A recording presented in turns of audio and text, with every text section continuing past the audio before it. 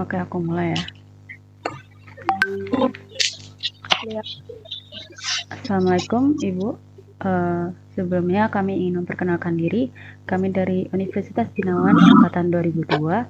Saya Gita Irata Amani dan rekan saya. Oke, selamat pagi. Ya, pagi, Bu. Kita akan memperkenalkan diri dahulu ya. Lanjut.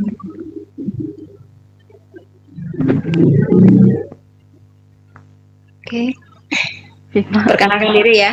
Ya, ini. Oke, Halo. lanjut. Gerak. Oke, assalamualaikum. Ya Pak, ulang dulu. Ulang dulu. Perkenalkan diri masing-masing. Nanti ya. Erika dulu, Fitma dulu, habis itu Indra. Oke. Ya, Ulang ya. ulang ya. Oke. Assalamualaikum Ibu. Sebelumnya kami ingin memperkenalkan diri. Kami dari Universitas Binawan Angkatan 2022. Saya Gita Irada Amani dan rekan saya. Saya Erika. Oke.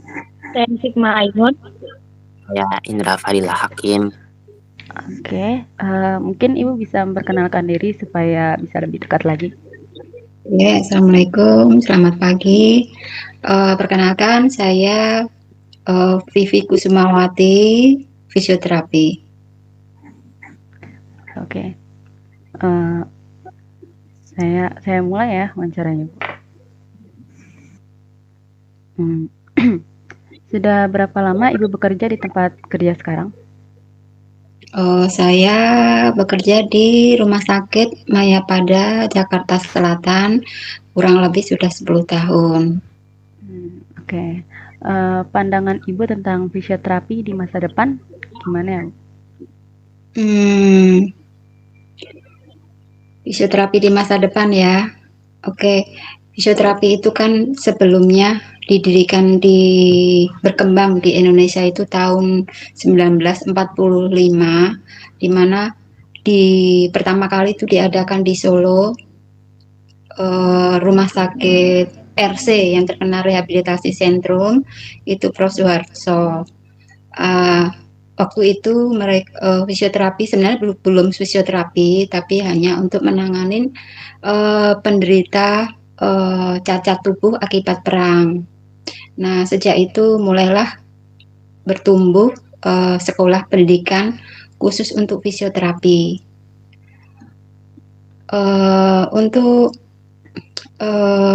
Kan dulu pertama kali diadakannya untuk D4, D3, Diploma 3, terus berkembang menjadi pertama kali D4 itu tahun 99.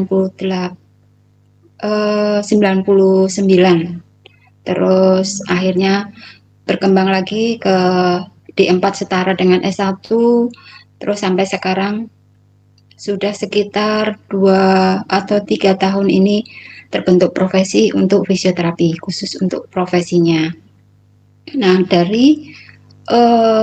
untuk di lingkungan Indonesia, itu permintaan untuk tenaga fisioterapi semakin berkembang, di mana satu fisioterapi itu bisa berbanding satu fisioterapi per 1.000 penduduk. Maka penduduk Indonesia kan besar, banyak, apalagi dengan teknologi yang perkembangan gaya hidup yang semakin modern, maka fisioterapi sangat dibutuhkan untuk di masa sekarang dan akan datang. Gitu. Oke, Bu. Biasanya keluhan apa saja yang pernah Ibu tangani? Berhubung saya bekerja di rumah sakit yang notabene banyak kasus, hampir semua kasus fisioterapi ditanganin. Dari pre-operasi, post-operasi, terus cedera olahraga, terus cedera bisa juga ke tumbuh kembang anak, terus operasi untuk laparostomi, hampir semua kasus fisioterapi ada. Oke, Bu. Selanjutnya oleh Hikmah Ainun. Silakan. Baik Bu, terima kasih atas waktunya. Ini saya akan melanjutkan pertanyaan. Bagaimana perjalanan awal Ibu bisa menjadi seorang fisioterapis? Waktu itu saya lulus dari SMA, hanya keinginan untuk sekolah di tenaga kesehatan, dan kebetulan waktu itu saya kok berminat di kebetulan ada politeknik, bukan politeknik ya, jadi akademi fisioterapi di Colomadu baru buka. Jadi akhirnya saya mencoba di sana dan ternyata terima.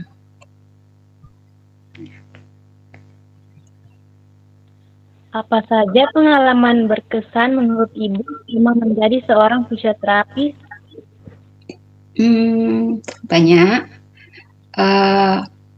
Ya, Mas, bangga aja jadi fisioterapi karena membantu orang yang tadinya tidak bisa aktivitas seperti biasa, akhirnya mereka bisa beraktivitas seperti sedia kala.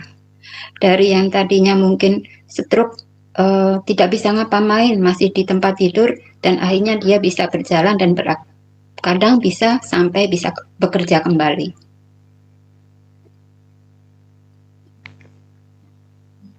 Ibu kan udah lama nih bekerja sebagai fisioterapi. Ada nggak saran Ibu untuk fisioterapi yang akan melanjutkan bekerja di rumah sakit? Maaf, diulang, kurang jelas. Ibu kan udah lama nih bekerja sebagai seorang fisioterapi. Ada nggak saran Ibu untuk fisioterapi yang akan melanjutkan pekerjaannya ke rumah sakit? Oke. Yang penting kita care terhadap pasien, sehingga pasien itu percaya kepada kita, dan akhirnya kita bisa lebih mudah untuk memberikan penanganan fisioterapi. Itu aja.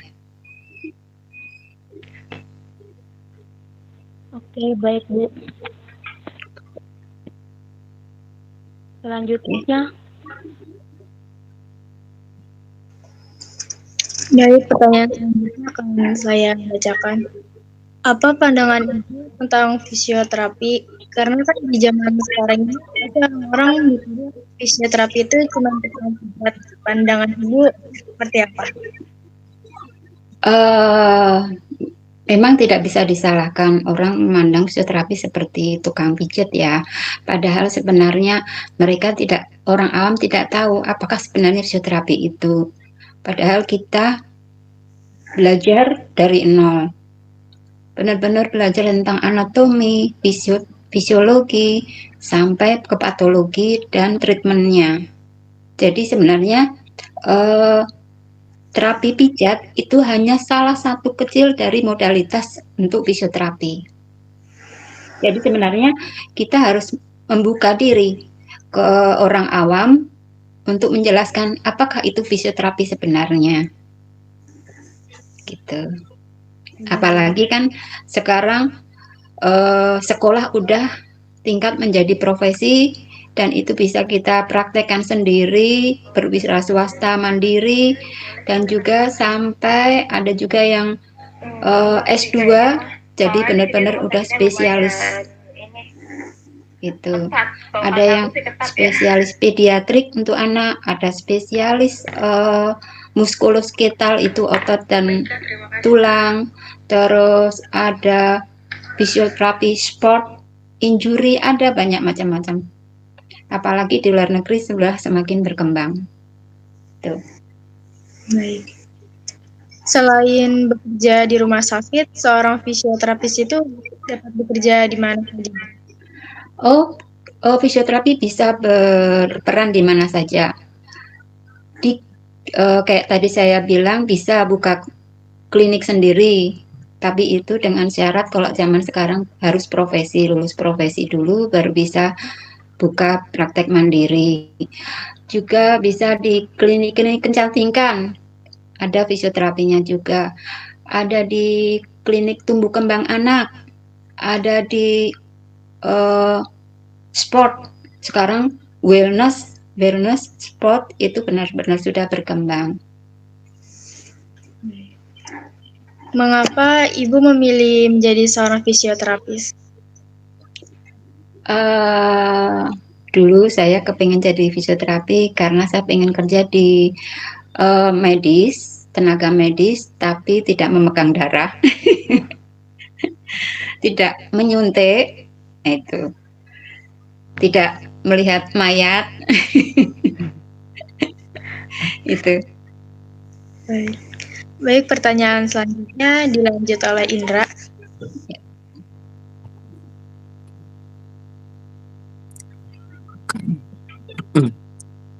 Kan jenis-jenis fisioterapi itu banyak ya, Bu. Iya. Jenis fisioterapi apa yang Ibu jalani sekarang? Kebetulan saya masih umum, jadi belum menjurus ke, jadi semua saya tanganin, jadi belum spesifik. Tapi kebetulan saya ada sedikit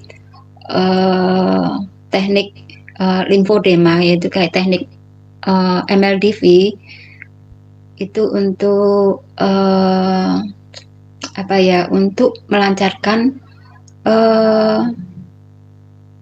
getah bening yang ada di dalam tubuh seseorang. Jadi tekniknya sih seperti massage juga, tapi dia lebih pelan lagi. Jadi saya mendalamin itu. Oke. Terus yang kedua, apa suka duka Ibu selama menjadi seorang fisioterapis?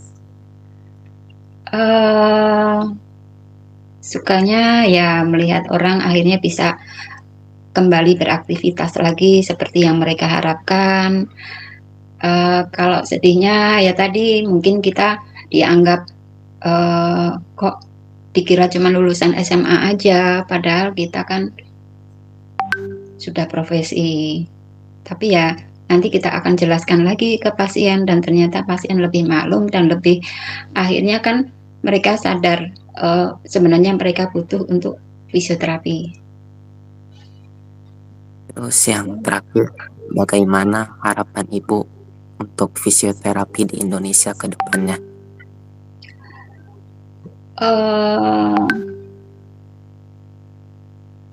Yang penting kita belajar dan belajar terus, buka wawasan baru, karena semakin sekarang kan era globalisasi ya, jadi semakin kita memberikan pelayanan fisioterapi ke pasien itu dengan alasan yang lebih baik. Jadi dengan membaca penelitian-penelitian seseorang di luar negeri maupun di sini, jadi kita itu nggak asal mengerjakan pasien, tapi sebenarnya kita ada teori, ada pemberian apa sih yang dibutuhkan pasien itu, sama dosis yang harus kita pakai itu apa. Terus kita itu jadi lebih tahu, jadi kira-kira ini dengan tindakan modalitas yang kita pakai itu berapa lama sih sembuhnya.